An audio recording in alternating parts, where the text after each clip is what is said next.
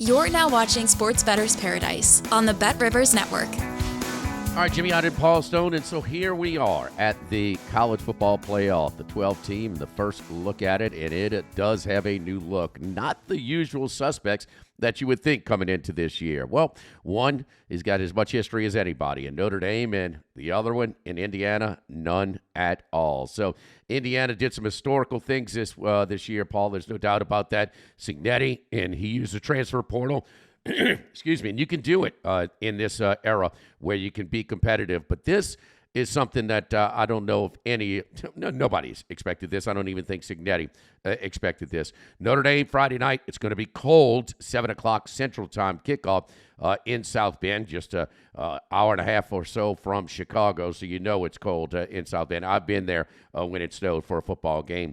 In Indiana, It's the schedules have been a big part of the conversation and who's in and who's out, and it's a big part of college football. With the expanded schedules, you really get some odd scheduling at times. And Indiana's best win is Michigan, maybe, at home. And when they stepped up in class, they kind of got out of sorts a little bit in Columbus against Ohio State, and that thing got away from them. Notre Dame, on the other hand, not the toughest schedule as well. Keep in part 6 of their games in the ACC. The best teams in the ACC, Clemson, Miami, SMU, and Notre Dame with their 6 games. None of them played one time against each other until Charlotte in the conference championship game where Clemson beat SMU. Spread is 8 and 51.5. All of these numbers, these are home games and these are actual seedings, so the higher seeds are at home. And so you get over a touchdown in all of these. Paul, Notre Dame, 851.5. The Irish, the thing about this, has got their fan base so excited. Brian Kelly left this program because he went to a program that showed that once they got here, they could compete. Well, now they have the roster that can compete. I don't know if they're going to win it all, but there's nobody in this field that outclasses the Notre Dame that we've seen in the past, excuse me, whether it's Georgia or Alabama. Yeah, Notre Dame's got a great roster. Marcus Freeman's done a tremendous job. And if we remember back to the summer, they lost their left tackle, Charles Jagasaw, in preseason camp. That was a big issue. They already were replacing, obviously, some high-round offensive tackle talent to the NFL at both tackle positions. So that was a big blow, but they've rebounded nicely. There wasn't a betting market on it to my knowledge, but if anybody would have had a ticket on Notre Dame facing Indiana in the first ever playoff game in the inaugural 12-team playoff setup, that would have been a heck of a payoff because I don't think anybody obviously expected Indiana to be here. You mentioned a season of first for the Hoosiers, their first 10-win season in program history. Kirk Signetti's just done a tremendous job, a phenomenal job there in Bloomington. But as you mentioned also, their one time this year when they were on the grandest of stages, when they went to Ohio State, they get dominated, especially in the last 3 quarters by the Buckeyes, lose that game 38-15, really look completely, out of their element against the Buckeyes. Notre Dame's a similar type opponent, maybe not quite as talented, roster-wise as the Buckeyes, but this is an exceptional Notre Dame team, and it's a Notre Dame team that I think can win the national championship. Nobody would have thought that in week 2 when they lost to Northern Illinois 16-14 as a 28-point home favorite. But since that loss to the Huskies of the Mid-American Conference, Notre Dame, 10 straight victories. They have dominated their opposition, winning those games by an average of 30.7 points per game. Only one of their victories during the current 10-game winning streak by less than 2 touchdowns. And you mentioned, they haven't played a murderer's row slate of opponents, but they've beaten some pretty decent teams: Louisville, Georgia Tech, Southern California, and both Army and Navy. And the first week of the season, they went to Kyle Field, beat Texas A&M 23-13 at a pretty difficult place to play. So it's been, it hadn't been a great schedule, but it hadn't been a bad schedule either. I just think, with a healthy Riley Leonard at quarterback for Notre Dame and just comparing the 2 rosters, until I see something from Indiana, I'm going to think they're not quite up to this level yet. I like Notre Dame -8 over Indiana there at Notre Dame Stadium on Friday night. Notre Dame was looking for a little inclusion, like a lot of teams, certainly Penn State. But Notre Dame would have been in a 14 playoff this year. So this was it's interesting, but they have to play a couple of extra games to get to the Final Four this year. But and it looks like they got a comfort zone with Riley Leonard. It was even in the win against Texas A&M. He was just it was visibly discomfort for them in their passing game. They got him. We know he can run. We know he's tough. He's physical. He runs behind his pads, and he can play for me any day. But it's kind of found that happy medium of that running game. That's their bread and butter, him running, and also being a lot more efficient and more accurate, just more comfortable in the passing game as the season has progressed. A lot of new pieces. So we'll see. Indiana, Notre Dame, that's going to be a cold one Friday night as well. Talking about Penn State in 53.5 over SMU in Happy Valley. This is a noon Eastern kickoff. So the daytime, so it will be a little bit warmer than some of the night games in South Bend and Columbus. But I thought in Penn State, well, who were their best wins this year at? Minnesota? Maybe USC, these type of teams. So when they stepped up in class, whether it's Ohio State or Oregon, they came up a little bit short. They were competitive, but, turnover in the Oregon game, 1 second and 1 early down interception, and then also inside the 5 a couple of times. They got stopped. No offensive touchdowns against the Buckeyes. But I'm looking more at SMU in this one, and SMU is another one of those teams. Got a great record, undefeated in their conference, although they didn't play Miami, Clemson, or Notre Dame until they got to Charlotte in the conference championship game. And so this is the first pressure. SMU did not know that they were in if they lost. So this was real pressure. And, of course, with Alabama, of all candidates, maybe trying to steal your at-large bid, you can't feel real confident if you lose that you were going to get the benefit of the doubt. Bama usually gets that. But SMU, and I thought the stage got to them. They started off very slow, and then as the game progressed, man, they got it tied, and then it just poor coverage on the kickoff allowed the winning kick, the walk-off field goal for Clemson. So that's what I like here. I like their team. Their power rating or their point spread value is very close to Penn State in my book. I understand you go in and play in a place that you hadn't played in a hostile environment like this in Happy Valley that you'll be in Saturday afternoon. But I think a lot of the jitters will be out of the Mustangs this time around and allow them to be more competitive. I'm taking a 9 in this one. I think it's a big number for Penn State to be laying here, Paul. Yeah, this is a really intriguing game. I'm probably as excited. Of course, I'm from the state of Texas, and to see SMU in the tournament is really a plus from my perspective. I'm really excited to see what they might bring to the table here. Big news, first of all, kind of a side note yesterday. Penn State's backup quarterback, Bo Pribula, indicates he's going into the transfer portal and will not play in the playoffs, and that probably won't be a big issue for the Nittany Lions. But if Drew Aller, their starting quarterback, was to go down, they're in a heap of hurt there. So this is just the new age of college football. Hopefully they get this situation ironed out where the transfer portal doesn't coincide with the playoffs and the bowl season, have it a little bit later, adjust some timelines there. But this SMU team, last week in the ACC championship game, they trailed Clemson, as you mentioned, 24-7 at the half. They came out of the gate very slowly. And we don't have any way of knowing what the committee's conversations were like as they decided between SMU and Alabama. But I'm of the firm opinion, if SMU doesn't fight back, tie that game at 31, they ultimately lost on the 56-yard field goal on the game's final play. If they don't fight back and show some, just show some toughness there and make this a 3-point game, if they lose by double digits, I don't think they get in. I think Alabama, with its pedigree, the SEC affiliation, I think they would have had another leg to stand on. Hey, SMU, they lost to BYU at home. I know it was early, but then they got beat by double digits in the ACC, not the strongest conference. I think they'd put Alabama in. So they fought back. They showed some toughness there. SMU's been very good against the run this year. Penn State obviously likes to run the football with Nicholas Singleton and Katron Allen. They average over 200 yards per game, 5.3 yards per carry. SMU only gives up 98 yards per game. 2.8 yards per carry. So that's going to be interesting to see how SMU defends that run. I don't have action on this game yet, but if it gets to 10, that's kind of my magic number. Might not see it currently 9 at Bet Rivers, but if it gets to double digits, I'll definitely take the ponies as well. Yeah, I thought this line was going to be just under a touchdown, and so I'm glad to take SMU at 9. Hey, don't forget, earn a chance at $10,000 in bonus credits with Bet Rivers prop packs. Place NBA same-game parlays to collect player card prop packs and earn rewards. You win based on how your player performs.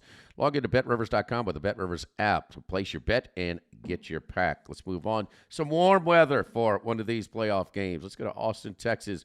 Paul Stone's alma mater. Saturday, 4 p.m. Eastern kickoff. Clemson gets in, and they are the last team in, so they will travel here, and even with the being an ACC champion.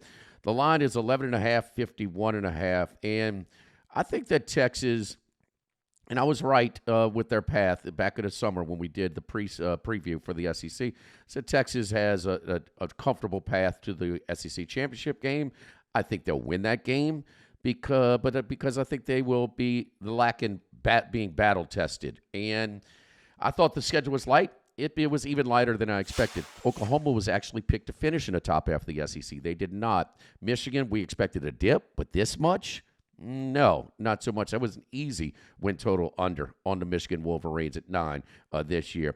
And Clemson, I just wonder about their personnel just yet. Dabo Swinney, though, he is being forced to use the portal this year. So he's figured out you just can't put one arm behind you, tie one arm behind your back in roster building in college football today. But I think Texas is going to benefit from being in that Georgia game. They really, they are loaded. They are really, the roster is really good. Far cry from just a few years ago when they've been back-to-back years without having a player drafted. Those days are over in modern-day Texas football right now. And it should be, with their SEC branding, with now the motivation of their boosters. Texas arguably has the number one resource program in all of the land right now. This is a good one here, a big number, 11.5 and 51.5, Texas over Clemson. Yeah, clearly this is not the great on a parallel of the great Clemson teams of 5, 6, 7 years ago when they were challenging for and winning national championships on a regular basis.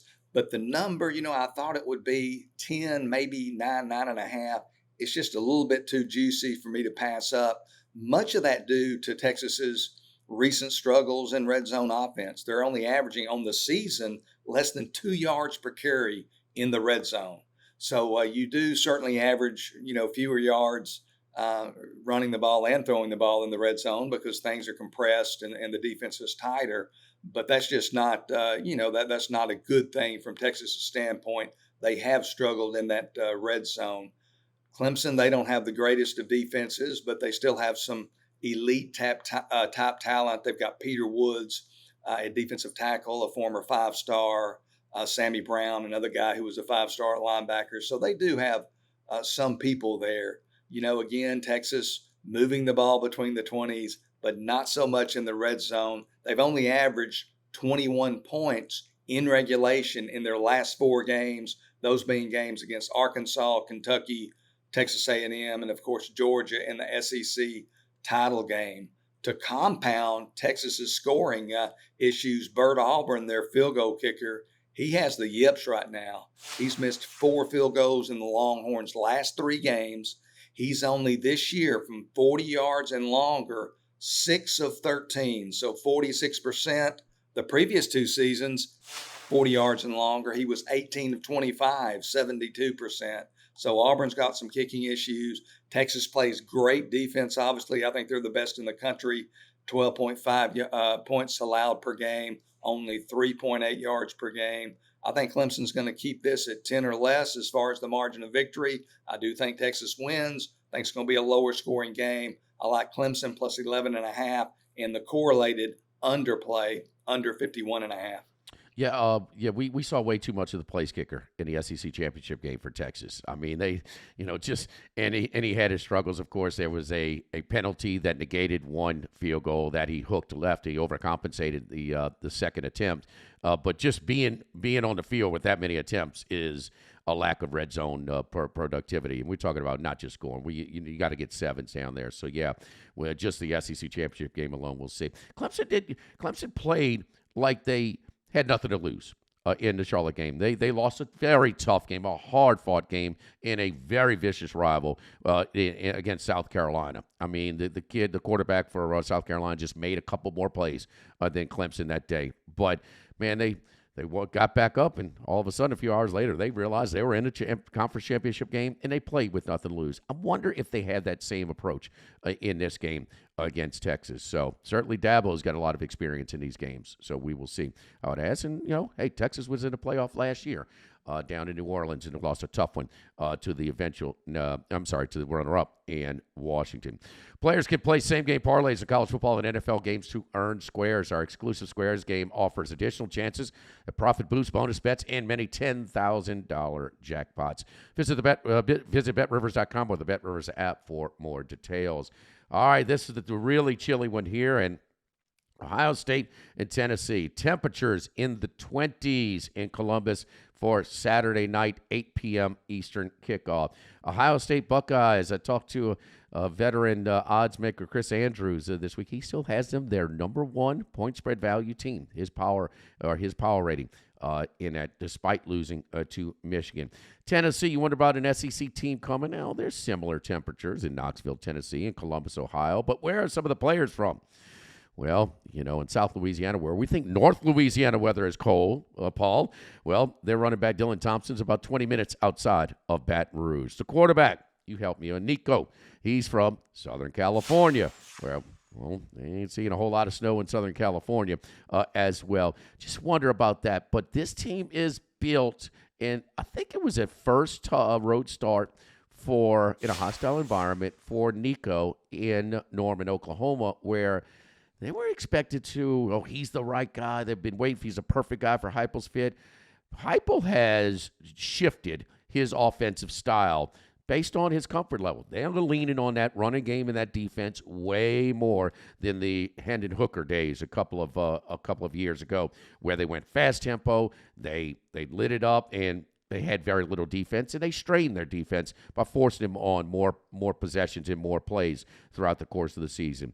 Buckeyes get all of it, but that's an unhappy camp in Columbus, Ohio, for hosting a playoff game. 7.5 and 46.5 over Tennessee.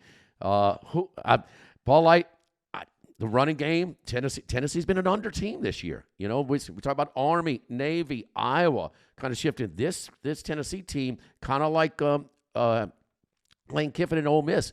Met better defenses, not using that high tempo. They were under teams this year, and that's where I'm going with this one. This is going to be really cold for both teams. Heck, I'm going to go under the 46.5 on this total Saturday night.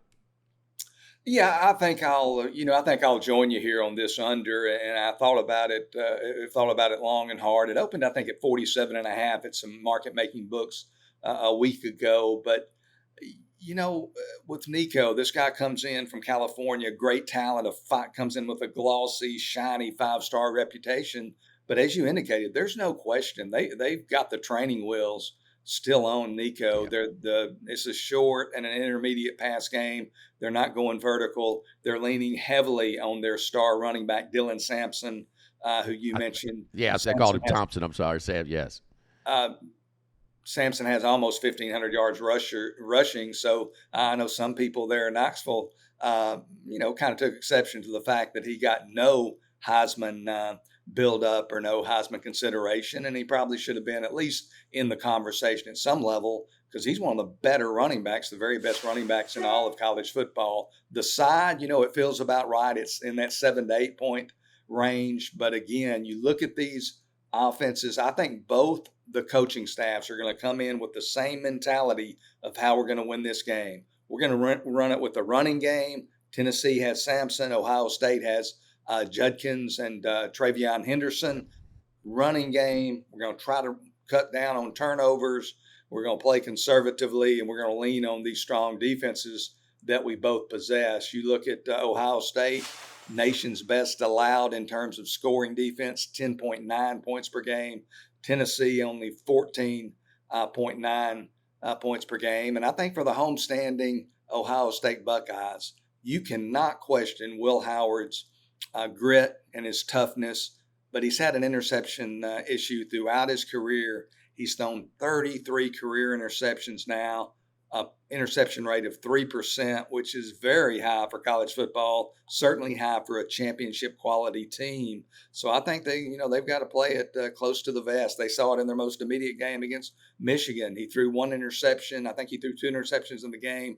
One was deep in his own territory that led to a Michigan score. The other deep in Michigan's territory, which prevented points for the Buckeyes. So I think they're going to play it close to the vest, grind it out, play this game in a phone booth. I'm going to join you there on that under 46.5 as well. Yeah, that was like we talked about Riley Leonard in the new quarterback for Notre Dame in the first year, and sometimes it takes all the way till the following year, that second year, where a quarterback gets a bump. So when you get one of these transfer quarterbacks, it's really important if you get it for 2 years at least. But it's still, there's some discomfort there. And Howard, sometimes he looks really good. When they fell behind through the pick 6 against Penn State, he responded. Bam, they go right down the field and score. But they shut him down against Michigan. And that was right after an Ohio State goal line stance.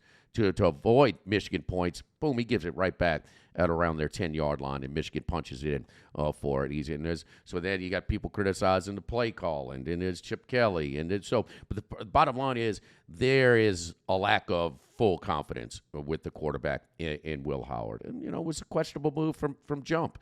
I mean, McCord he had some games where he had his own interception problems. He didn't play against Stanford, and certainly didn't play well on Thursday night against Pitt.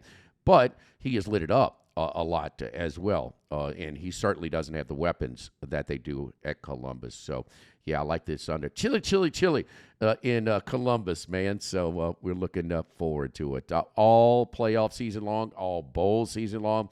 Paul Stone's doing all the research for us, seeing where these opt-outs, where these transfer portal guys, trying to see who's available and who's not. It's a very big part of handicapping for the bowl season. For Paul Stone, I'm Jimmy Ott, right here on the Sports Bettor's Paradise on the Bet Rivers Network.